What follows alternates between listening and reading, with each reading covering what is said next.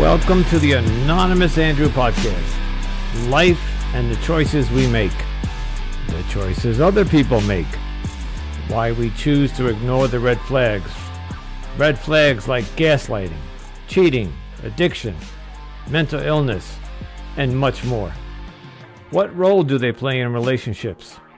Follow me each week as we discuss these topics with anonymous guests and experts to hopefully become better humans, resulting in better choices. Like I say, been there, still doing that. Now on to the show. Anonymous Andrew here again. Okay, so about a month ago, I was invited onto a podcast that is based in the United Kingdom. The podcast is called Hearts Entwined. Lyn Smith is the host. She reached out to me on, as I mentioned before, there's several venues where podcasters can swap guests and being or host or have being a guest or being a host or being interviewed. So I did an interview with Lyn Smith. She was based in Spain at the time, but the podcast originates in the United Kingdom. And it dropped yesterday. Today is April, 29th, I think. She did email me and tell me it was up there. And then I asked her if I could repost that, put it on my podcast. So you're about to hear my interview with Lyn Smith from a podcast called Hearts Entwined. And she contacted me and asked me to talk about my story and gaslighting. All right, so what you're about to hear now is my interview with Lyn Smith. Welcome to the Hearts Entwined podcast. In this podcast, we'll be having discussions around the secrets which attract lasting, healthy, fulfilling relationships, creating a healthy mindset, and what women should know and understand about men. Introducing your host, Lyn Smith, the Queen of Hearts, relationship expert, trainer, speaker, and best-selling author of the Cupid's Bow technique. Lyn's mission is to have a positive impact in reducing divorce, domestic violence, and suicide. Welcome to the Hearts Entwined podcast. This is your host, Lyn Smith, the Queen of Hearts.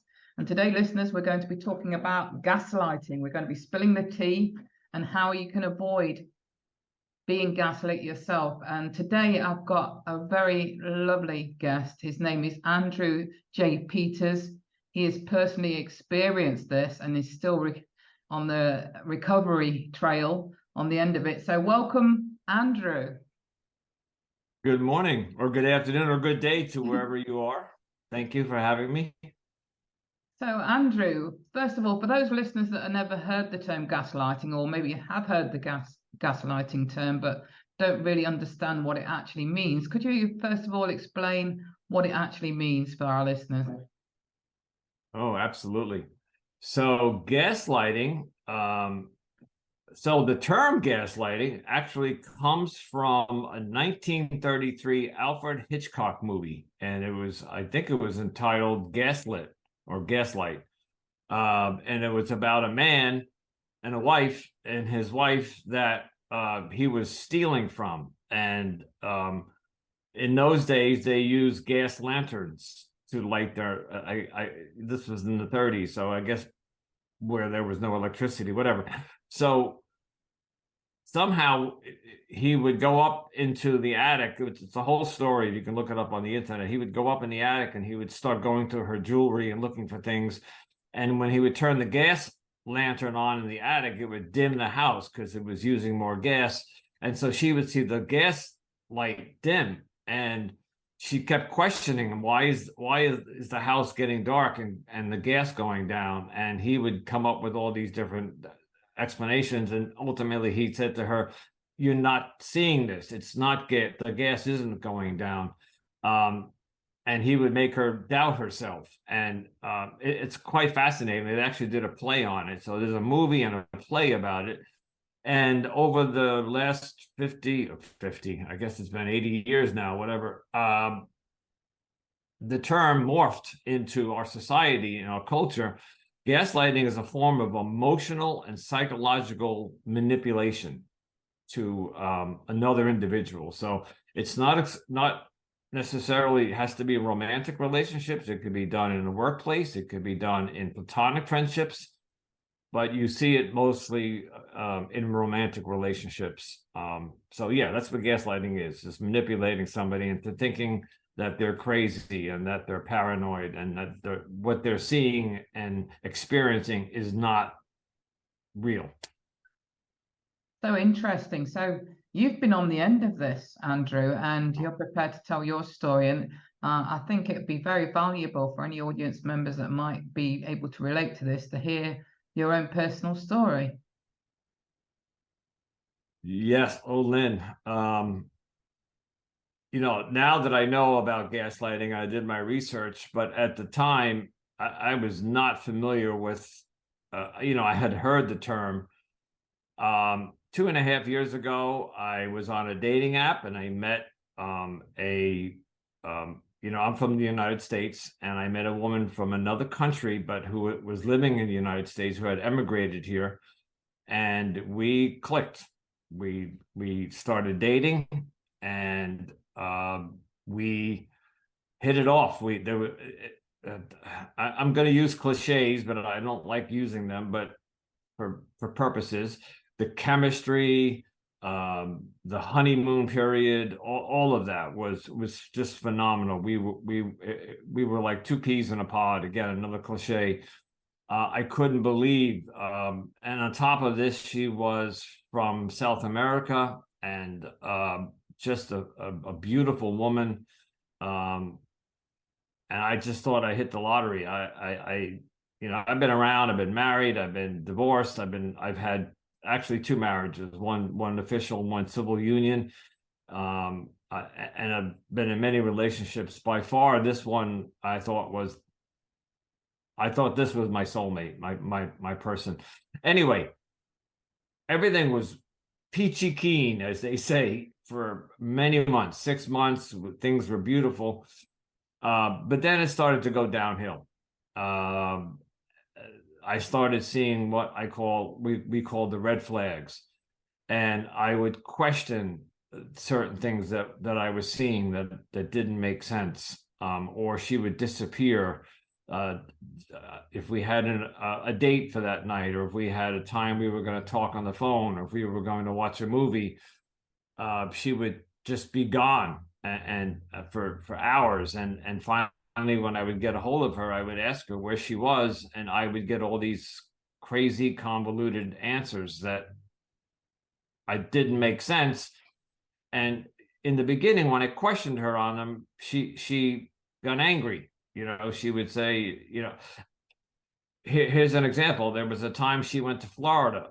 She made she took a trip to Florida. By the way, this was during COVID, Right. And coming out of COVID. But she went to Florida, and she wouldn't let me go with her. She told me she had one plane ticket because COVID, she bought it before COVID. She couldn't go. And so COVID, they started lifting the bans on traveling, and she had a ticket to go to Florida. She went down there to visit somebody, and it was a gentleman, and she told me he was a friend of the family. And many red flags there. She told me that she was sending me selfies of her and him, and they were inappropriate. They were like, it didn't look like they were friendly. They looked like they were romantic. And I don't know why she sent me these pictures. And I questioned her on them. I said, these are inappropriate pictures. And if you don't,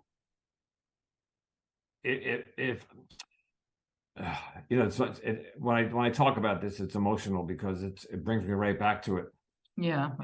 In the end, she said to me, when I questioned her on these things, she said to me, if you don't like it, there are plenty of men waiting to take your place. Ouch. In other words, yeah, ouch. And we were even FaceTiming one night when she was in Florida, and she was whispering. And I said, why are you whispering? And because she was supposed to be sleeping in a separate bedroom with where she was visiting. And why is she whispering? And she just came up with these odd answers. And again, I tried to establish boundaries. I talk about in gaslighting, you have to look for the flags. And in the very beginning, I was told that she was divorced, but still living with her ex-husband. And I questioned why. If you're divorced, why are you not separated? Well, we both co-own the home. She ran a business in her home that was shut down due to COVID, but she hopes to reopen the business again. The house was a $700,000 home, and she had a lot of equity in it, so she wasn't going to move out. So she moved to the upstairs apartment, and but right there, that's a red flag that she's still living with the ex-husband. And I started getting all sorts of other things. So we sat down one day, and I had a discussion with her. This was like 4 months into the relationship. We had already said I love you to each other. Actually, she said it to me first. But she said to me, I would love to be in a relationship with you, and I want to see where this goes. I think you're handsome and you're charming. And she flowered me with words, but she said to me, but I would prefer if we could keep this relationship a secret. I would like you not to post anything on Facebook, and we can't really be seen in public. Whoa. But Lyn, this is the reason I started my podcast. When you're presented with something like that right in the beginning of a relationship, that's a huge, we call them lifeguard red flags, because if you're at the beach, the lifeguards have these big red flags. Yes. Yes. Why didn't I not at that point stop myself or stop her and say, no, this is not the type of relationship I want? I'm 60 years old. Why do I need to sneak around like a teenager? She told me she wouldn't be able to spend nights with me. She wouldn't be able to go on vacation with me. And yet I was looking at this beautiful woman. By the way, she was a runner-up to Miss Universe in her country in South America. Wow. Back in 1990, I think. She was a runner-up for the Miss Universe pageant, just to give you an idea. So I was sitting on my couch 3 feet away from me, looking at an ex-Miss Universe pageant contender, and she's telling me that she couldn't be a full-time girlfriend. She used the term breadcrumb. I can be a breadcrumb girlfriend. And my logical side of the brain was saying, that's not acceptable. But whatever other side of the brain you might want to call that. By the way, folks, it's early Sunday morning here, so my brain isn't awake yet. I should have said to her, this is not what I'm looking for, but I'm looking at somebody that I think that I will never find anybody like her again. There's a term called stay with the devil you know. Yeah. Because that actually comes into play later on down in the relationship. But early on, these red flags, we have to be secret. You can't post pictures on Facebook. There were all these demands, and yet I said, okay, that's okay with me. Matter of fact, I remember listening, and I smiled, and I said, yeah, sure, no problem. I'm in. And I was so excited. But Lyn, why didn't I listen? So as the relationship progressed, everything she spoke about, I now know why it had to be a secret. And I don't know if she was still with the ex-husband. I found out later that she was doing something. I'm going to be discretionary here, but she was doing something in a sexual nature with other men,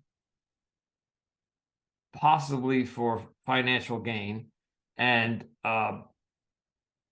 because she was not working, now the business that she ran out of her house, I don't want to say what it is, but it was a reputable business and it was very well financially. She did very well. But now she couldn't run that business due to COVID, and she didn't know when she could open it. So there's another term that I heard yesterday called hurt people hurt people. Yeah, I've So, heard that yeah, expression. right? Okay. Yeah, so I got stories from her that when she was a child, she was traumatized. Her mother emotionally abused her. Her father was never around, although they were married, but he was out philandering other women, and the mother took it out on the children. She had a horrible childhood. And also she has some other traumas throughout her life. And she was kidnapped, actually, in her country. And when she came to America, she got married and started this business, and her life started going well. And then the man she married cheated on her 3 years ago or 4 years ago. This woman had a lot of trauma in her life. A lot of bad things happened to her. So the term hurt, so she was hurting. And I don't think she ever went to therapy or processed any of these trauma. And so people that are hurt and don't get help tend to inflict that pain onto somebody else. And in that case, I was the victim there. I was, from what I was told, after she divorced her husband for having an affair, I was the first man that she dated or was in a relationship after a 22-year marriage. That right there is a red flag. I should not have gotten involved with this woman in the first place. There's a lot of should have, could have, would have here, but these are all 2020 as hindsight, right? Yeah, absolutely. And I think, we don't know what we don't know until we do. Well, and that brings us to today. Is I woke up, after the breakup, which was last October 2022. I finally had enough, and it was more of a mutual breakup, because I think she got tired of me questioning her all the time. And the very last day we were together, there was sexual involvement, but she came over and she said to me, as she took her clothes off, she said to me, "You cannot have intercourse with me today." And again, now this was like maybe the 7th or 8th or 9th time that I got that statement. And I looked down, and her whole pelvic area, her genital area, was the size of a grapefruit. She was a very thin, petite, 115-pound woman. So it was very obvious that area had been, I don't know how to say that, but everybody could just use your imagination. If you overindulge a part of your body, it gets inflamed, right? So that part of her area of body was overindulged, obviously, the 12 hours before she came over, or 24 hours, whatever. And so she was sore from having sex with other people, but I was her boyfriend. And we were, by the way, I don't know if I mentioned this, I had asked her to marry me and gave her a ring. So technically we were fiancés, we were engaged.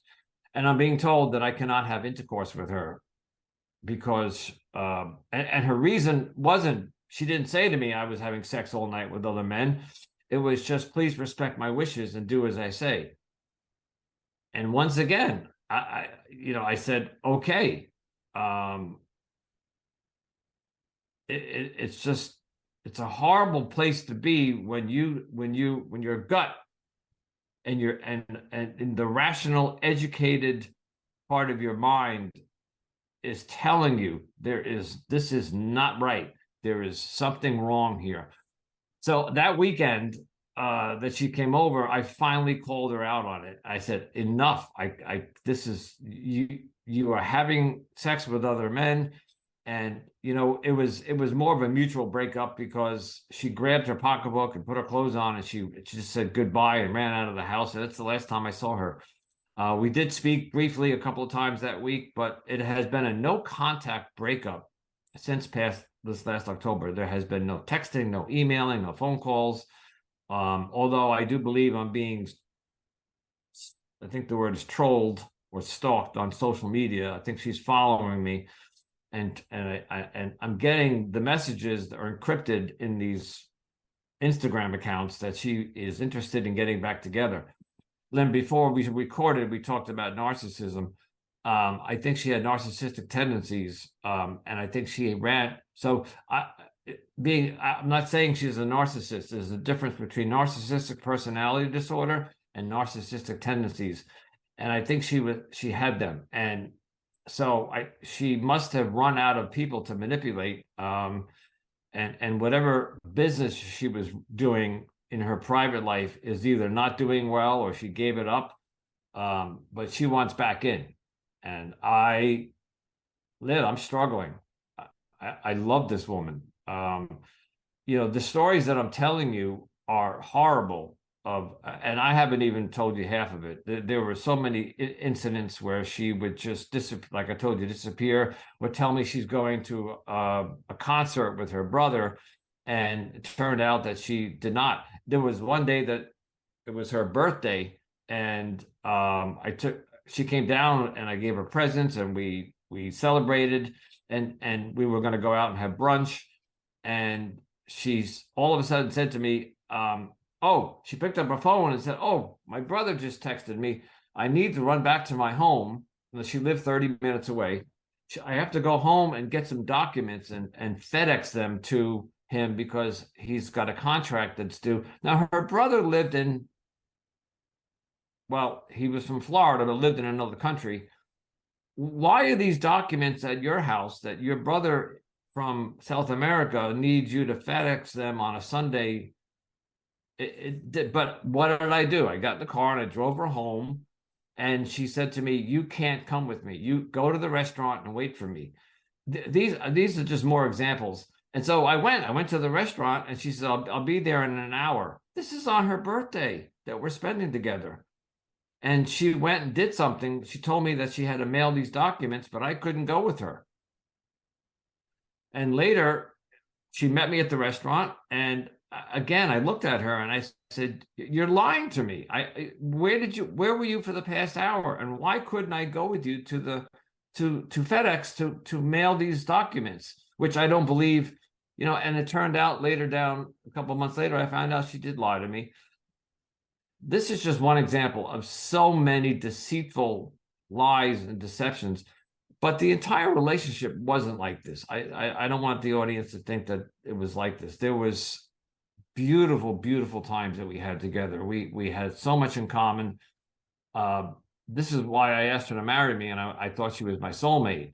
But there was just a private world that in her life that she didn't want me part of, and I think she was using her beauty and her sexuality to profit off of that, and I became a victim of that. Just another quick story. I got her to take a trip to Florida with me. We both love Florida. I'd like to go down there and retire when I retire. So we went down to spend some time in the Florida Keys. If anybody knows, that's a string of islands off of Florida. And we got an Airbnb and we flew down there. By the way, Lyn, remember, this is the woman who was not supposed to be seen with me in public. I couldn't go on Facebook, and she's willing to take a trip to Florida. Now, this is 18 months into the relationship. We went down there. We went to the Florida Keys the first day. We checked in, and the next morning got up and went to the Florida Keys. That night, came back, and I said to her, what would you like to do for dinner? And her attitude was angry. She said, I'm not hungry. I'm going to bed. And she climbed into bed and pulled the sheets over her head. I questioned what happened. We just had a beautiful day on the ocean, scuba diving. And now you're angry at me. What did I do wrong? And she wouldn't talk to me. So I went out and got something to eat. And I came back and I climbed into bed and went to sleep. The next morning I get up. I'm in a 12-step program. I'm in recovery for alcoholism. I went to a meeting in Florida, came back at 8:00 in the morning. She was gone. She had vacated the Airbnb. Clothes, toiletry, cosmetics, everything gone. And this is the second morning that we got to Florida. We had checked in just 2 nights previous. We were supposed to be there for 7 days. I got her on the phone an hour later. I finally got her to answer, and she gave me all these excuses as to why she left. She didn't like the way I drove back from the Florida Keys. She didn't like the fact that I came back and I did some laundry. Lyn, the answers I got were just, again, convoluted. They just didn't make any sense. You don't leave your boyfriend in Florida on a vacation that you've been planning for 6 months because she said that I drove too fast on the highway. Long story short is she left Florida. She left me there, and I ended up. Thank God my son lives down there, so I went to visit him. And then 5 days later, she shows up at my house and begs for forgiveness and wants to come back, and I took her back. Why? What? So these are the things that I'm questioning, and why did I do this, and why do some people accept these lies and deceptions and stay in relationships that are just way past their expiration points? Absolutely. So if you got a message for any audience members that can relate to probably either previously having your experiences or currently having your experiences, what advice would you give them? Yes. So we all have something called intuition. It's like when you stand online at the bank, or you're standing in line at the supermarket, anywhere, you're standing somewhere and you feel as if somebody's watching you. You ever have that moment when you think somebody might be staring at you and you slowly turn your head and sure enough, there's somebody like staring at you? That's intuition. We have like this third or sixth sense.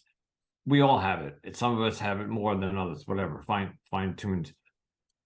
If your gut intuition is telling you in a relationship that this person you're with is doing something or they're lying, and it is not, once or twice I can understand, but if it repeatedly or frequently happens, trust your gut, trust your intuition. Don't let them tell you that you're paranoid, that you're crazy. Lyn, she put me on psychotropic medication. She made me think that I was so paranoid and crazy that I went to the doctor and they put me on medication. She got me to go on heavy duty medication. So the takeaway from here is trust your gut. Absolutely. And if you have the strength, and even though you think this is the person of your dreams, what's the term today? Your person, trust your gut and walk away. It's not, because in the end they're gonna shred your heart to pieces. So save yourself a lot of pain.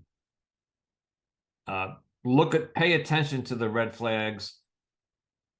It comes down to trust your intuition. If it's telling you something, believe it.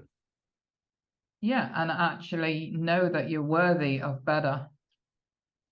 Thank you. That's I'm handling that in my podcast now. Self-worth, self-love, self-care, because I don't think that I was taking care of myself during this relationship. It was always about taking care of her and making sure she was happy.